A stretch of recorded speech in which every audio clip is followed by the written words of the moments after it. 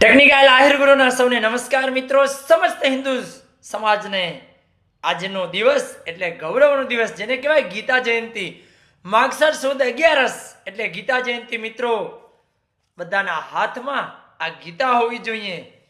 ત્યારે જ ભગવાન શ્રી કૃષ્ણએ અધ્યાય 4 7મા અને 8મા શ્લોકમાં જણાવ્યું છે. 7મો શ્લોક, યદા યદા હિ ધર્મસ્ય ગ્લાનિર્ન ભવતુ ભારત અભ્યુત્થાનમ અધર્મસ્ય તદાત્માનમ સૃજામ્યહમ. હે ભારત, જ્યારે ધર્મની હાનિ થશે, અધર્મનો જોર વધી જશે, ત્યારે હું એટલે કૃષ્ણ ભગવાન કહે છે કે જન્મ ધારણ કરીશ.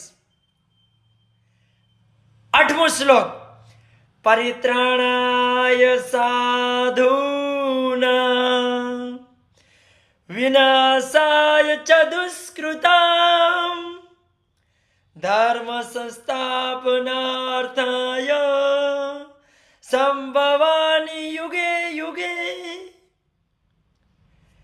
હે ભારત, સજ્જનની રક્ષણ માટે એટલે કે સજ્જનના રક્ષણ માટે અને દુષ્ટોના નાશ માટે, ધર્મની સ્થાપના માટે હું હર યુગમાં પ્રગટ થાઉં છું. આવા કહેનાર કુરુક્ષેત્રના મેદાનની અંદર એ ભગવાન વિષ્ણુ, એ ભગવાન કૃષ્ણ હતા. મિત્રો, જે અર્જુનની સામે કીધેલી આ ગીતા જોઈ શકો છો. અને ગીતા આપણા જીવનની અંદર આપણે પથદર્શક બની શકે એ છે આ ગીતા.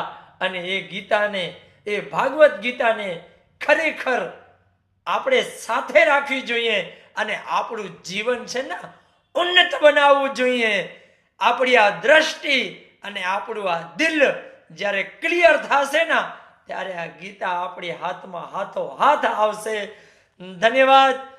ગીતા જયંતિના સૌને નમસ્કાર, આભાર, ધન્યવાદ.